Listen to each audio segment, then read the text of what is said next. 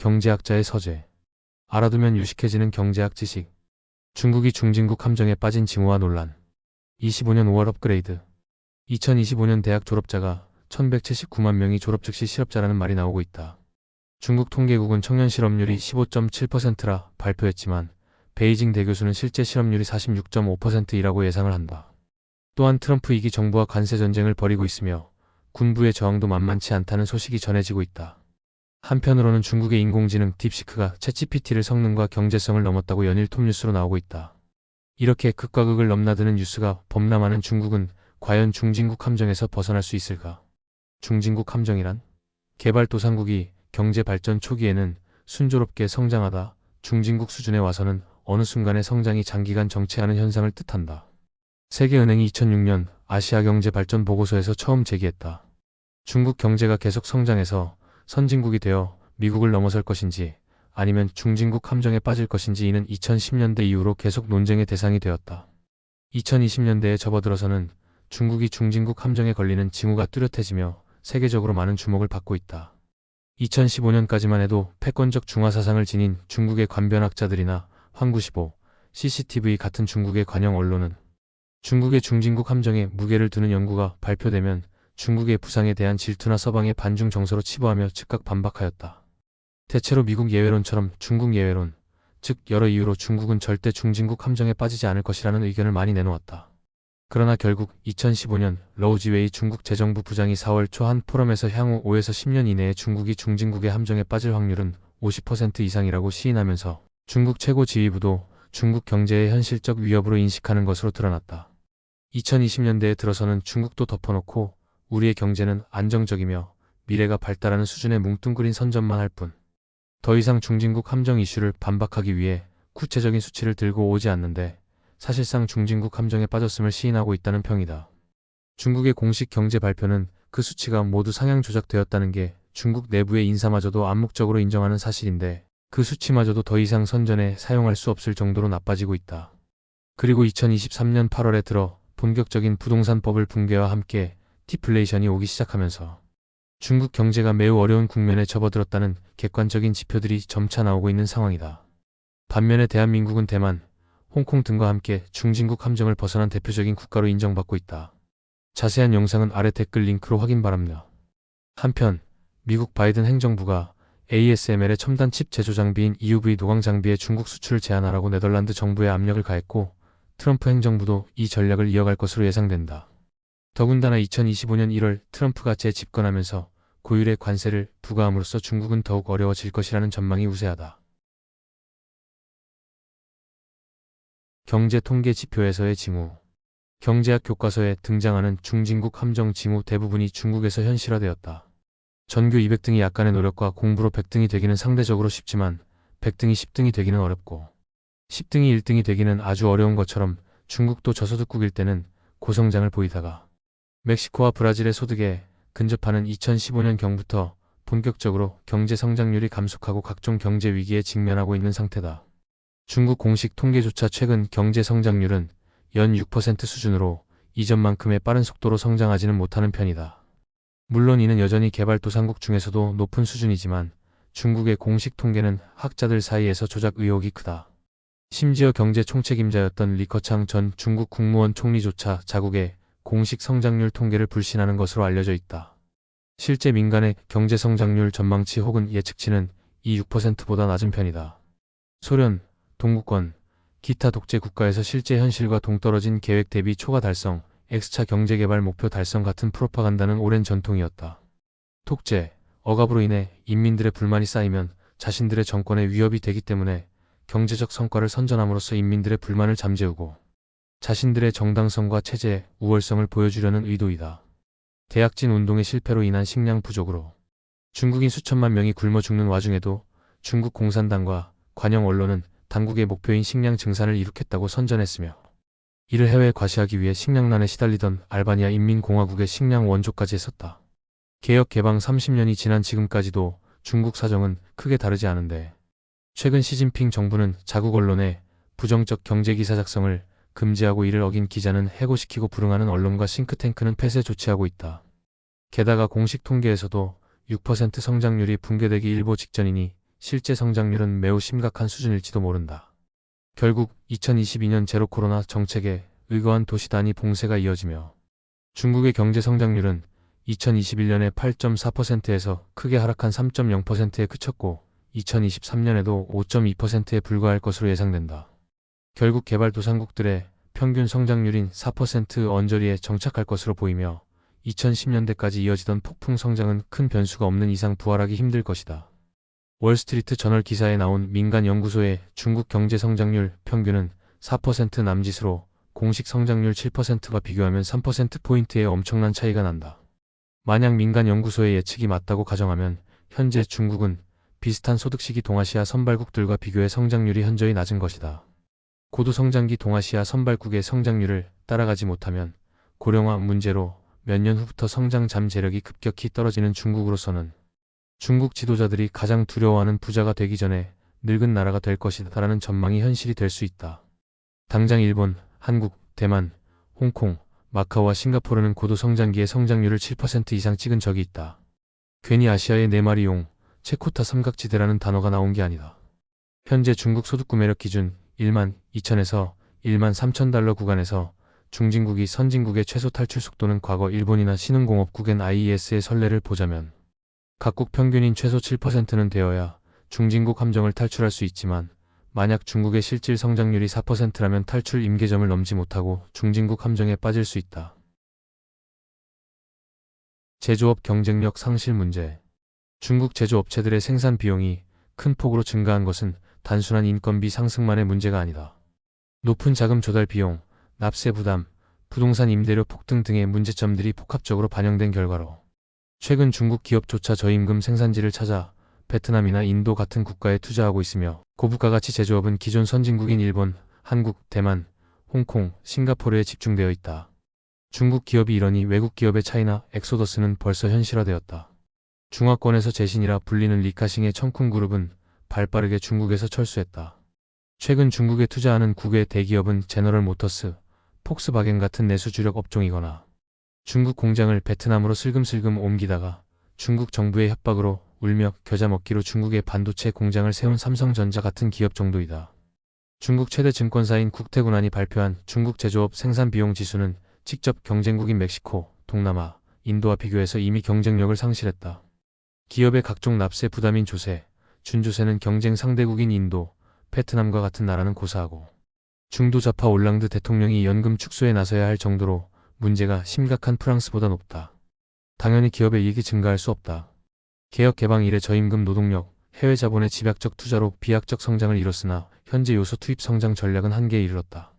노동력, 자본의 양 요소 중 노동력 투입의 경우 루이스 전환점을 통과할 것으로 예측된다. 루이스 전환점이란 1979년 노벨 경제학상 수상자 아서 루이스가 제시한 개념이다. 일반적으로 개발도상국에선 농촌의 잉여 노동력이 도시로 유입되면서 공업화를 이루는데 어느 순간 농촌 잉여 노동력이 고갈되면서 자연히 임금이 상승하고 성장률이 떨어지기 시작한다. 이 시점을 루이스 전환점 혹은 루이스 변곡점이라 부른다. 즉, 중국은 더 이상 농촌에서 도시로 뽑아갈 저임금 노동력이 고갈되기 시작했다는 것으로 노동요소 투입에 의한 경제성장이 곧 끝날 것이라는 것이다. 이와 더불어 자본의 생산성도 한계에 달해 자본 투입형 성장 전략은 더 이상 유효하지 못한 상황이다. 일단 이 경제성장에 필요한 투자 규모인 한계 자본 개수가 급격히 상승해서 투자 효율성이 지속 저하되고 있다.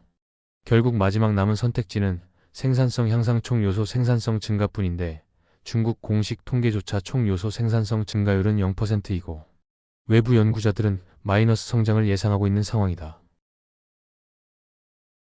과잉 생산 문제. 광산업은 중국 1차 산업 중 큰 비중을 차지하고 있고 제철업은 중국 경제에서 아주 큰 부분을 차지하고 있는 업종이다.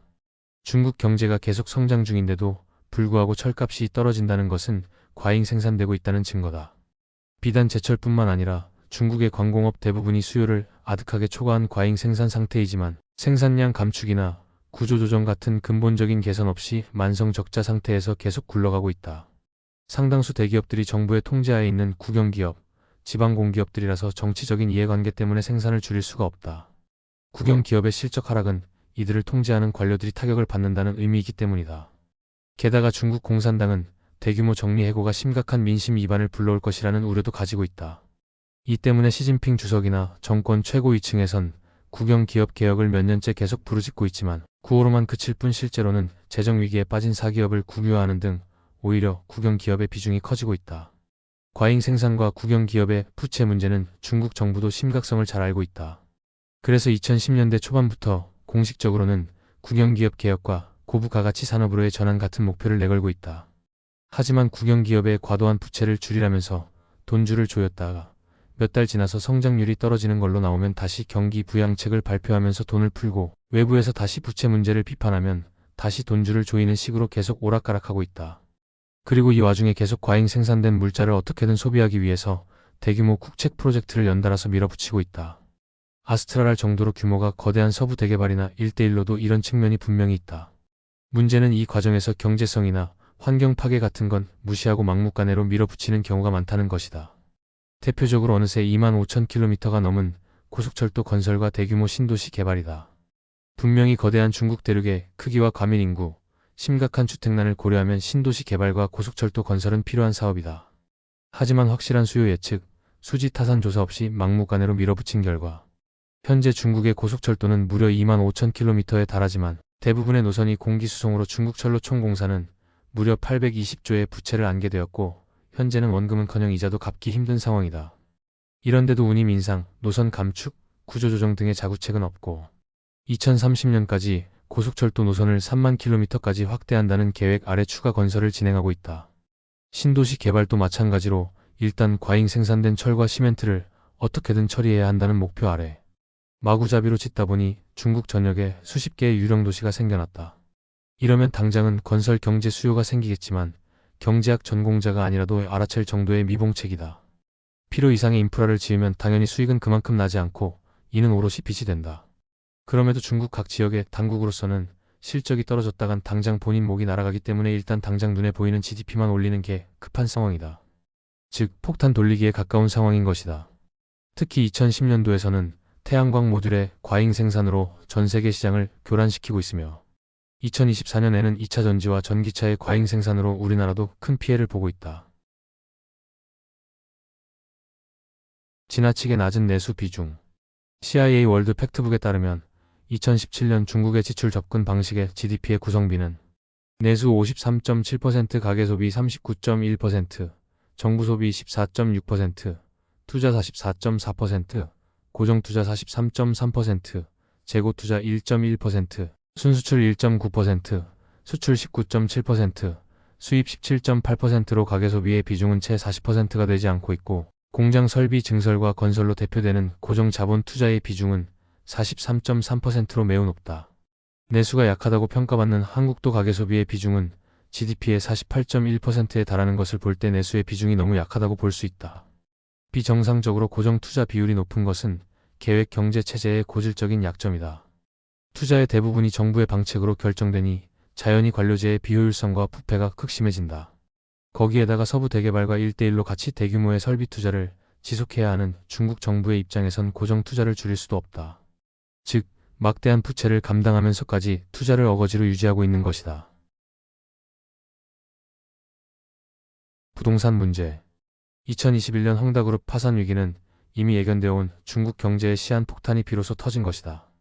중국 경제는 지금까지 세계의 공장이라고 불릴 만큼 제조업의 양적 성장에 치중해왔지만 하기 문단에 언급된 대로 순조롭게 질적 성장으로 전환하기 힘든 상황이다.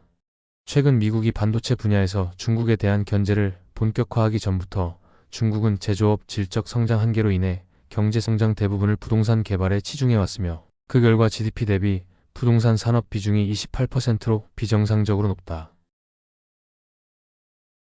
체제 부담. 통상 민주 국가에서는 언론, 수사기관 등에 의해 권력형 비리가 탄로나면 선출직인 경우 중도에 사퇴하거나 혹은 다음 선거에서 불출마하거나 설령 출마하더라도 당선되는 일은 거의 없다. 임명직인 경우 역시 마찬가지로 사임하거나 임명권자에 의해 해임되는 과정을 거친다. 반면 언론 및 표현의 자유가 없는 일당 독재 집단 지도 체제인 중국은 자오쯔양, 후야오방 전 총서기처럼 비리 행위의 유무와 상관없이 권력 투쟁에서 패배하고 실각하게 되면 반대파에 의해 적당한 제목이 숙청 명분으로 관영 언론에 배포되고 선전된다. 공산권 국가의 정적 숙청에는 실체적 진실이나 증거재판주의와 같은 개념이 적용되지 않기 때문에 설사 오점이 없더라도 적당히 만들어내면 그만이다. 민주국가에서는 죄가오를 지으면 권력을 잃지만 여느 독재 국가가 그렇듯 공산 독재 중국에서는 반대로 권력을 잃으면 죄가오가 생겨난다. 즉 힘이 곧 정의이며 사실상 부정부패가 만연한 중국 현실에서 권력만 유지한다면 부패는 큰 문제가 되지 않는 반면 실각 리스크는 생사를 가를 정도로 크다. 따라서 시진핑계와 장쩌민계의 권력 갈등이나 리커창 총리의 생전에 경제정책 노선을 둘러싼 시진핑과 리커창의 갈등이 보여주듯 반대파에게 공격의 빌미가 될 수 있는 실정, 경제성장률 추락, 실업 증가는 무슨 일이 있더라도 막으려고 한다. 결국 현재를 위해 미래를 희생시키는 단기 실적주의가 팽배하고 부채폭탄은 후임자에게 넘기고 내 임기만 아니면 된다나 트인 마이텀식 논리가 작동될 수 있는 최적의 토대가 마련된 것이다. 특히 2018년 6월 후난성 최대 현급 도시인 레이양시 정부가 수익성은 무시하고 막대한 차입으로 방만하게 각종 인프라에 투자하다가 재정 수지 악화로 공무원 월급이 체불되는 중국 사상 초유의 일이 발생했는데 정도의 차이는 있을지언정 중국 다른 도시들의 사정도 크게 다르지 않다. 2019년 들어서는 재정 상태가 열악한 지방을 중심으로 교사들의 상여금 체불항의 시위가 공안에 무력 진압되는 사건도 발생했다. 지방은 지방대로 태자당, 공청단, 상하이방 등의 파벌이 34개 1급 행정구역 당서기를 분점하고 실적 경쟁으로 승진과 도태가 결정되기 때문에 중앙정부뿐만 아니라 각 성, 시, 지방정부들 또한 실적을 올리기 위한 묻지마식 경기부양 정책을 하고 각 성들이 성장률 통계 조작을 하게 된다.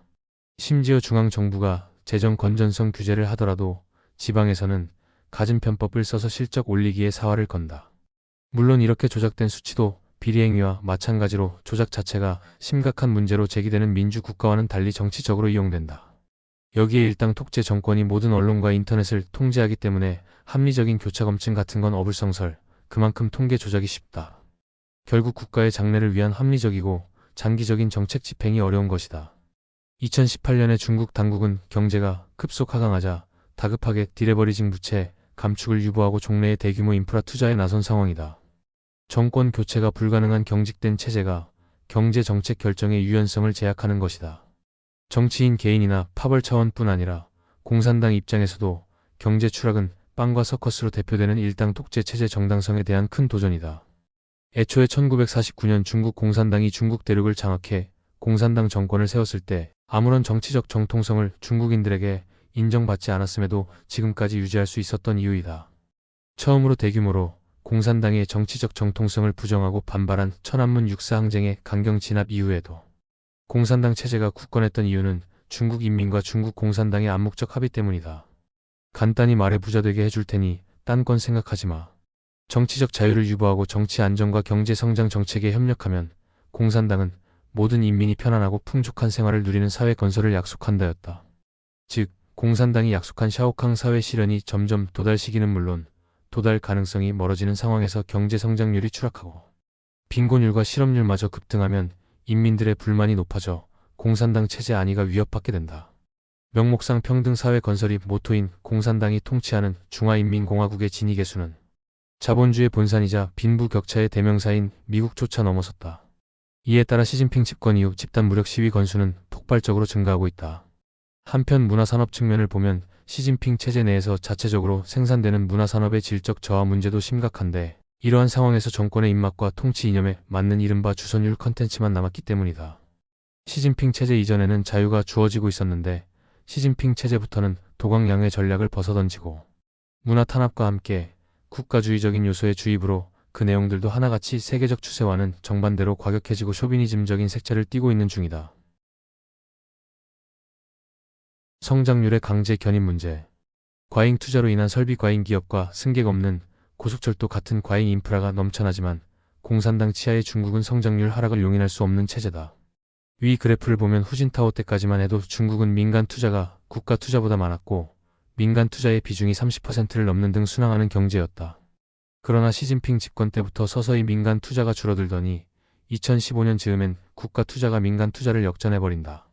문제는 정부 공식 통계로도 바오치 중국 지도부가 생각한 마지노선 7%가 무너진 현재 성장률 6.6%조차 빈곤, 실업 증가로 인한 사회 혼란으로 정권이 무너지는 것을 우려하는 공산당이 각종 부작용에도 불구하고 재정 투입, 국영기업 투자 등의 경기 부양책, 즉 빚으로 수요를 떠받쳐서 만들어낸 것으로 지속 가능하지 않으며 오히려 장기적으로 버블을 키워 더 큰 위기를 잉태할 수 있다는 점이다. 보통 선진국일수록 각종 금융산업의 발달과 높은 신용으로 높은 부채 비율을 감당할 수 있으며 신흥국은 선진국 대비 낮은 부채 비율로도 쉽게 경제 위기에 직면하는데 아래 그래픽을 보면 중국은 신흥국임에도 선진국보다 부채 비율이 높으며 심지어 부채 비율 증가 속도는 가속되고 있다. 중국의 민간 부채는 2009년 글로벌 금융위기를 초래한 서브프라임 모기지 사태 당시 미국의 부채 비율보다 높으며 잃어버린 30년을 초래한 1990년대 초 광란의 버블 당시 일본의 부채 비율에 근접하고 있다. 그나마 일본과 미국의 버블 붕괴 당시 둘 다 고소득 선진국의 기축통화국이었으나 중국은 중소득 개도국에 불과하며 위안화는 달러는 고사하고 유로, 엔, 파운드와 비교해도 국제 신용도가 낮은 통화다. 2024년 기준 일본의 국민소득이 32,859달러, 미국이 85,373달러, 한국이 36,132달러, 중국이 12,969달러이다. 1인당 소득은 미국의 7분의 1에 불과한데 빈부격차와 부채 증가율은 미국보다 높다. 맥커리는 지방정부 등의 숨겨진 빚과 그림자 금융까지 포함시켜 350%까지 추정했다. 사실 그림자 금융을 포함하느냐 여부는 중국 정부의 발표를 어느 정도까지 신뢰하는가에 따라서 평가사마다 차이가 크지만 전 세계의 거의 모든 금융사나 정부 기관들은 아무리 낙관적으로 봐도 최소 220% 이상의 부채 비율을 예상하고 있다. 공식 경제 성장률처럼 부실 채권 비율도 중국 정부의 공식 발표와 외부 추정치는 차이가 크다. 홍콩 증권사 CLSA 추정치는 15에서 19%로 정부 발표와 10배나 차이가 난다. 한편 부패인식 지수는 똑같이 경제 성장률이 낮은 인도와 비슷하며 이는 대한민국의 1990년대 수준이다. 심지어 이 수치조차도 정확할지 미지수인데 앞서 나왔듯 모든 걸 은폐하는 독재 국가 특성상 부정부패를 견제할 요소가 전혀 없으며 부정부패는 나쁜 거다라는 원론적인 발언은 일단 하지만 정작 국가 차원에서 행동으로 보여준 진짜 부정부패 적발 노력이 없다 보니 통계에 잡히지도 않는 부정부패가 지나치게 많을 수밖에 없는 상황이다. 이런 상황에서 선진국 진입은 요원해 보인다.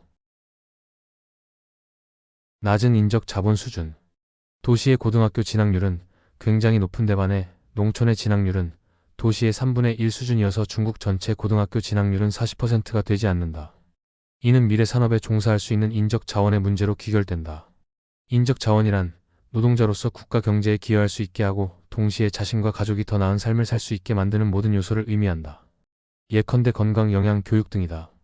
이런 요소는 한 국가의 사람들을 더 나은 노동자이자 더 나은 시민으로 만든다. 국가가 중진국 함정에 빠지지 않으려면 풍부한 인적 자원이 필요하다. 인적 자원과 국가 경제 성장이 비례하는 것은 명백한 사실이다. 오랫동안 후진국에 머물러 있는 국가들은 보통 교육률이 매우 낮다. 방글라데시, IT, 에티오피아 같은 국가들을 보면 고등학교 교육을 받은 노동 인구의 비율이 15% 미만이다. 중진국들에 해당하는 국가들은 평균적으로 고등학교 교육을 받은 비율이 중간 정도밖에 되지 않는다.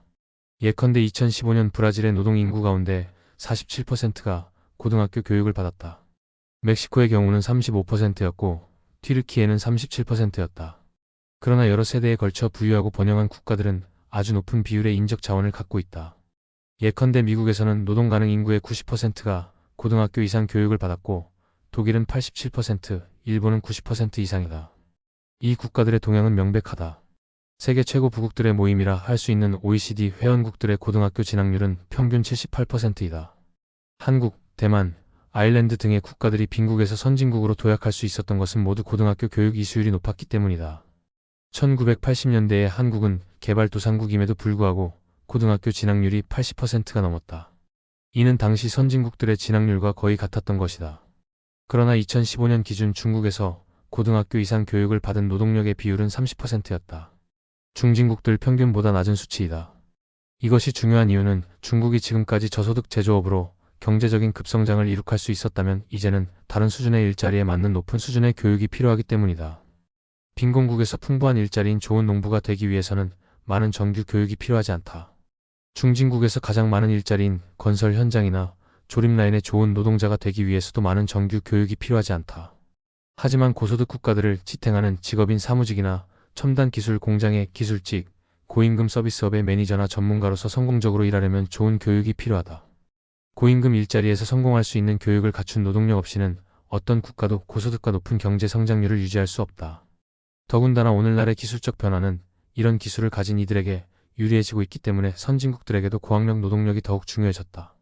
즉 중국이 지금까지는 양적인 성장으로 중진국에 도달했다면 선진국이 되기 위해서는 질적인 성장을 이루어야 하며 이는 전체 노동자들의 평균적인 수준의 질적 향상이 이루어져야 가능한 것이다.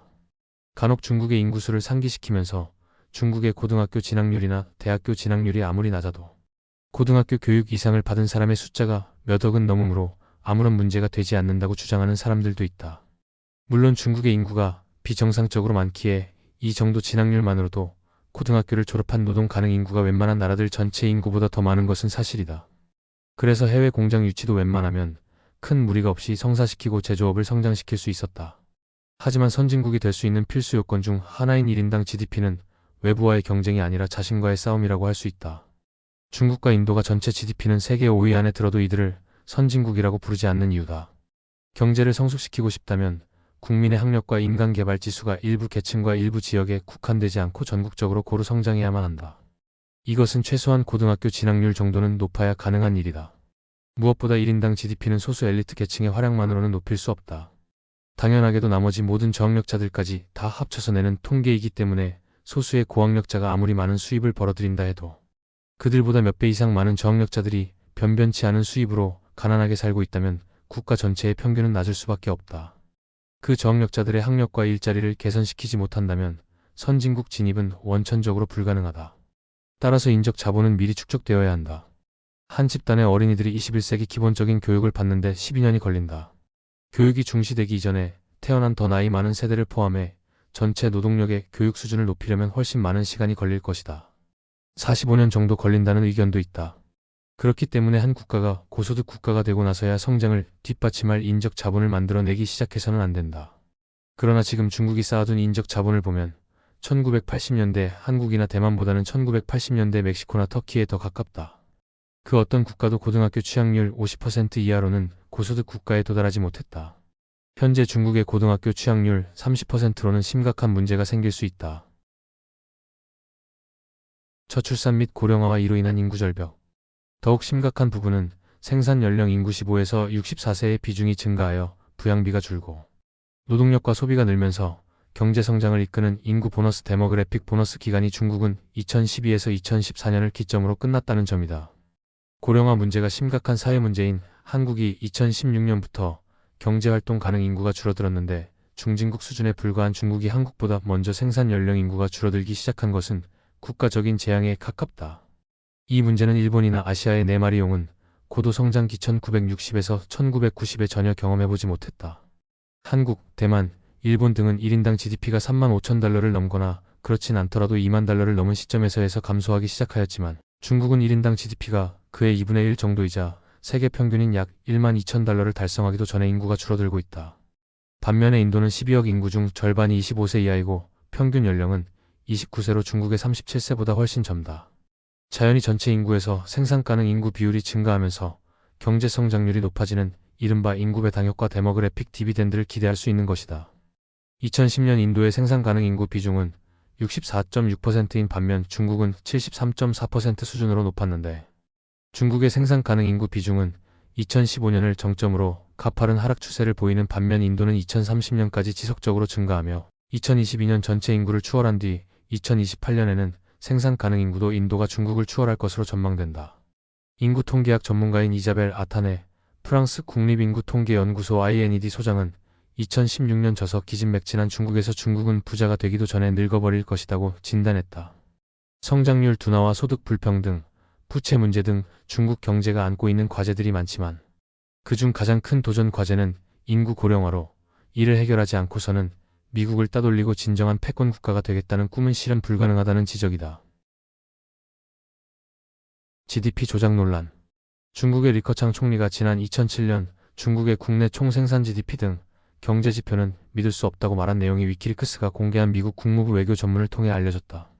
6일 로이터 통신과 월스트리트 저널 등 외신은 전문을 인용해 당시 랴오닝성 당석이었던 리 부총리가 2007년 3월 12일 베이징에서 클라크 렌트 당시 중국 주재 미국 대사와 만찬을 가졌으며 이 자리에서 랴오닝성의 경제 상황에 대해 대화를 나눴다고 전했다. 이 자리에서 리 부총리는 랴오닝성 경제의 당면 과제는 국영기업 운영의 실패로 늘어난 실업자 문제로 이를 해결하는 데 집중하고 있다고 밝히는 한편 지난해 10% 증가한 전력 소비량, 열차 화물량, 은행 대출액 세 가지는 과세 절차가 확실해 비교적 정확하게 경제 성장 속도를 측정할 수 있는 근거라고 말했다. 하지만 그는 특히 GDP를 비롯한 다른 지표들의 경우는 인위적으로 조작이 가능해 믿을 수 없다면서 단지 참고용일 뿐이라고 말하며 미소를 지었다고 주중 미국 대사관에 그의 3월 19일 전문은 기록했다. 전문가들은 중국 경제 통계의 신뢰성이 낮으며 특히 높은 경제 성장률로 업적을 과시해 승진하려는 지방정부 지도자들 때문에 지방정부의 경제 통계는 더욱 믿기 어렵다고 지적해왔다. 때문에 중국 국가통계국이 집계에 발표하는 국가 전체 GDP는 지방정부의 GDP 발표를 반영하지 않는다. 실제로 대부분의 중국 각 성이 전국 평균치를 상회하는 GDP 수치를 내놓고 있다. 리 부총리는 이후에도 공식 석상에서 정확한 경제지표 수집의 중요성을 수차례 강조해왔다. 그는 2009년에도 통계 자료는 안정적이고 빠른 경제 성장을 장기적으로 보장하는 토대로 그 품질의 생사가 달린 것이라면서 국가 경제활동 자료가 정확히 집계되어야 함을 역설했다. 중국의 전망. 중국이 중간소득국가 함정에 빠져들고 있다. 중국은 중진국 함정을 벗어나기 매우 힘들다. 그리고 중국 공산당과 시진핑도 그걸 알고 있어 2020년대 쌍순환과 공동부유론 등을 정책으로 내걸어 중진국 함정 극복을 위한 중산층 강화 및 최빈층의 구매력 상승을 꾀하고 있다. 하지만 아직 가시적인 성과를 내기도 전에 잡음이 나오는 실정이다. 중국 경제에 잠재된 문제점이 가시화되면서 향후 전망이 불투명해지고 있다. 2020년 기준 중국의 세계은행 아틀라스 환산 방식 1인당 GNI는 16,610달러로 고소득 국가의 커트라인인 12,696달러에는 미치지 못하고 있다.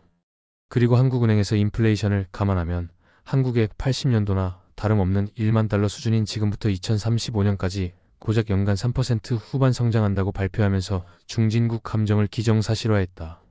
중국이 중진국 함정에서 탈출하기 위한 열쇠는 지금까지의 제조업 양적 성장에서 질적 성장으로의 성공적 전환에 달려 있는데 현재까지 보여온 중국 경제의 모습은 그와는 거리가 멀다. 중국은 1997년 바오바, 즉 8% 경제 성장률을 지킨다는 의미의 바오바 정책을 내놓고 고성장 드라이브를 걸어왔는데 이런 명목 수치 달성을 위해 제조업 질적 성장 전환보다 상대적으로 손쉬운 부동산 개발을 통한 성장에 매진해왔다. 그리고 그 부작용이 2021년 홍다그룹 파산 위기를 불러왔다. 노벨 경제학상 수상자인 폴 크루그먼은 중국이 일본의 뒤를 이을 것인가라는 질문을 제기하고 1990년대 일본과 현재의 중국이 비슷한 점이 많다고 지적했다. 중국 경제도 소비 수요가 너무 적고 지나치게 과열된 부동산 부문에 의해 지탱되며 노동 인구가 줄어들고 있다는 것이다. 1990년대 일본과 달리 중국 경제는 첨단 기술에 의해 뒷받침되고 있어 생산성 증가가 빠르게 이뤄질 수도 있으나 많은 신흥 경제국들이 경험하는 중산층 함정에 빠져 성장이 정체될 수 있다는 우려가 있다고 크루그먼은 강조했다. 원래 중진국 함정은 탈출에 성공한 국가를 손으로 꼽을 만큼 특별한 상황이 아닌 이상해야 개도국에게 일반적인 현상이다. 2008년 세계은행이 중진국 함정을 처음 거론하며 함께 발간한 보고서에서 제2차 세계대전 이후 개도국에서 공식적으로 중진국 함정을 극복하고 선진국에 도달했다고 인정한 국가 및 지역은 한국, 적도기니, 그리스, 홍콩, 마카오, 아일랜드, 이스라엘, 일본, 모리셔스, 포르투갈, 푸에르토리코, 싱가포르, 스페인, 대만 14개였다. 그리고 이 중에 적도기니는 2008년에 잠깐 2만 달러대 중반을 기록했다가 이후로 1인당 GDP가 감소해 1만 달러 미만으로 떨어졌고 현재는 이마저도 더 하락하여 6천 달러대로 하락하였다. 모리셔스는 한때 1만 달러 미만으로 하락했다가 이후에 다시 반등은 했지만 여전히 1인당 GDP가 세계 평균이 미치지 못하고 있으며 포르투갈과 그리스는 선진국이기는 하지만 경제 구조가 부실하고 싱가포르, 홍콩, 마카오는 도시국가이니 실질적으로 선진국으로 발전해 유지 중인 나라는 한국, 일본, 대만, 스페인, 아일랜드, 이스라엘 뿐이다. 그리고 중국은 이례적이기는커녕 매우 전형적인 중진국 함정의 징후를 보이고 있다. 이전까지는 중국의 장점으로 거론되어 온 인구수는 이제는 양날의 검이다. 2022년도 기준으로 중국이 만약 2만 달러까지 1인당 GDP를 신장시켰다는 가정을 한다면 중국은 28조 달러의 국내 총생산을 가지게 되어 미국을 뛰어넘고 세계 1위가 된다. 하지만 현실은 2022년 기준 18조 달러로 25조 달러인 미국에 비해 72%가량에 그친다. 문제는 사람 숫자가 너무 많고 영토도 넓어서 중국의 경제가 신장되면 신장될수록 환경오염 문제가 기하급수적으로 커진다는 것이다. 아무런 환경보호 조치 없이 개발주의적으로만 처신한다면 2만 달러 선에 도달하기도 전에 중국 대륙은 더 이상 생명이 살 수 없는 죽음의 땅이 되어버릴 것이다. 그래서 중국 또한 실제로 환경보호 및 친환경 정책을 병행할 수밖에 없는데 14억의 인구수에 드는 해당 정책 비용이 무지막지하게 비쌀 수밖에 없다. 이는 중국의 발전 속도를 크게 저하시킨다. 겨우 1인당 GDP 2만 달러 넘는 데에도 지불해야 할 대가가 매우 큰 것은 인구수로 밀어붙이는 경제 구조의 국가들에게 있어 숙명과도 같은 것이다. 더욱이 시간은 결코 중국의 편이 아니다. 부자가 되기도 전에 늙어버린 중국이라는 지적에서 알 수 있듯이 새로운 성장 동력을 발굴하고 육성하는 시간이 길어지면 중진국 함정을 탈출할 수 없다. 즉 정부 주도의 성장 동력 육성은 인구 비례만큼의 성장 동력이 필요하지 않은 국가에서나 가능한 방법이다. 혁신 기업의 산실인 미국조차 수없이 많은 기업들이 창업과 폐업을 반복하며 생존 경쟁을 반복하고 있는데 정부 주도로 미국보다 몇 배나 많은 혁신 기업을 최대한 단기간에 성장해야만 되는 현실이기 때문에 암울하다. 중국이 시진핑 때에 이르러 그동안의 도강량의 외교 방식을 버리고 서방 세계를 직접 도발하며 미국의 헤게모니에 노골적으로 도전하는 전략 외교를 시작한 것도 이러한 상황과 무관하지 않아 보인다. 중국이 중진국 함정에 빠졌다는 징후가 더 이상 부정하지 못할 정도로 확실하게 드러나기 시작하자 알고 보니 중국의 전성기는 바로 지금이었고 설상가상으로 이제는 끝물, 즉 중국 경제는 앞으로 내려갈 일밖에 안 남았다는 부정적인 전망을 중국 스스로 부정할 수 없게 되면서 아직 중국이 전성기를 누리고 있는 지금 세계 패권을 조금이라도 장악해두기 위해 울며 겨자 먹기로 공격적인 외교를 펼치고 있다는 견해이다.